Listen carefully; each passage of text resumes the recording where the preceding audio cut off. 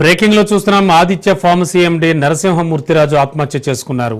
3 రాష్ట్రాల్లో వ్యాపారాన్ని విస్తరించిన ఆయన విజయవాడలోని అయోధ్యనగర్ క్షత్రియ భవన్లో బల్వన్మరణానికి పాల్పడ్డారు. గతంలో ఓ స్నేహితుడిని హత్య చేసిన కేసులో ఆయన అరెస్ట్ అయ్యారు. ఇటీవల బెయిల్పై వచ్చిన నరసింహరాజు ఆత్మహత్య చేసుకున్నారు. సమాచారం అందుకున్న పోలీసులు ఘటనాస్థలికి చేరుకుని పరిశీలించారు. నరసింహరాజు గదిలో పోలీసులు సూసైడ్ లెటర్ స్వాధీనం చేసుకున్నారు. ఆర్థిక ఇబ్బందులతో తాను ఆత్మహత్య చేసుకున్నట్లుగా ఆయన అందులో పేర్కొన్నారు. విశాఖ, విజయవాడకు చెందిన 2 వ్యక్తుల పేర్లు ఆయన లేఖలో ప్రస్తావించారు.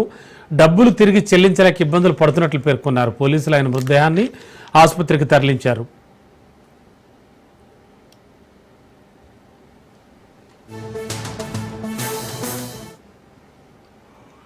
ఇదే అంశానికి సంబంధించి లేటెస్ట్ ఇన్ఫో అందించడానికి మా కరెస్పాండెంట్ శ్రీనివాస్ సిద్ధంగా ఉన్నారు. శ్రీనివాస్, ఏం జరిగింది యాక్చువల్లీ ఈ ఆదిత్య ఫార్మసీకి సంబంధించినటువంటి ఈ నరసింహమూర్తిరాజు గారు ఆత్మహత్య వెనక జరిగినటువంటి నేపథ్యం ఏంటి అసలు? రమణ, విజయవాడలో ఈ రోజు ఉదయం ఆదిత్య ఫార్మసీ ఎండి నరసింహమూర్తిరాజు ఆత్మహత్యకు పాల్పడ్డారు. అయితే దీనికి సంబంధించి ఇతను రాష్ట్ర వ్యాప్తంగా, అలాగే ఈ ఆంధ్రప్రదేశ్ తో పాటు మరో 2 రాష్ట్రాల్లో కూడా ఈ ఆదిత్య ఫార్మసీ అనేది అతను రన్ చేస్తా ఉన్నారు.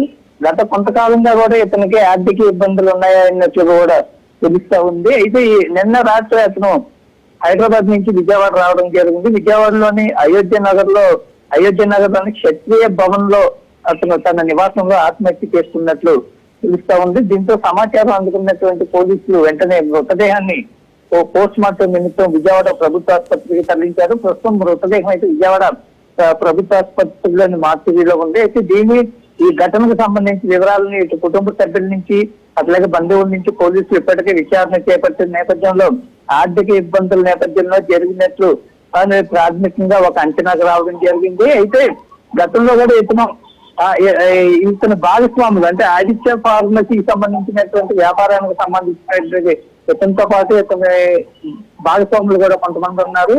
అంటే కొంతమంది ఫ్రెండ్స్ కూడా ఈ భాగస్వాముల్లో కూడా కొనసాగారు. అయితే గతంలో కూడా ఇతను, అంటే గత ఏడాది క్రితం ఇతను ఒక హత్య కేసులో కూడా ప్రధాన నిందితుడిగా కూడా అరెస్ట్ అవ్వడం జరిగింది.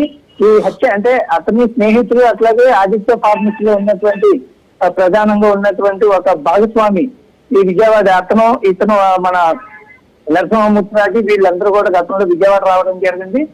ఆర్థిక లావాదేవీల విషయంలో మీటింగ్ ఒకటి కండక్ట్ చేసుకున్నారు ఇక్కడ గత ఏడాది. ఆ మీటింగ్ లో మాట పెరిగి మద్యం మత్తులో నరసింహమూర్తిరాజు అతని భాగస్వామి అయినటువంటి అతని స్నేహితుడిని హత్య చేయడం జరిగింది. తర్వాత అతని హత్య పశ్చాత్తాపం కూడా తను కావాలని చేయలేదని కూడా పోలీసులకు వాంగ్మూలం ఇవ్వడం జరిగింది.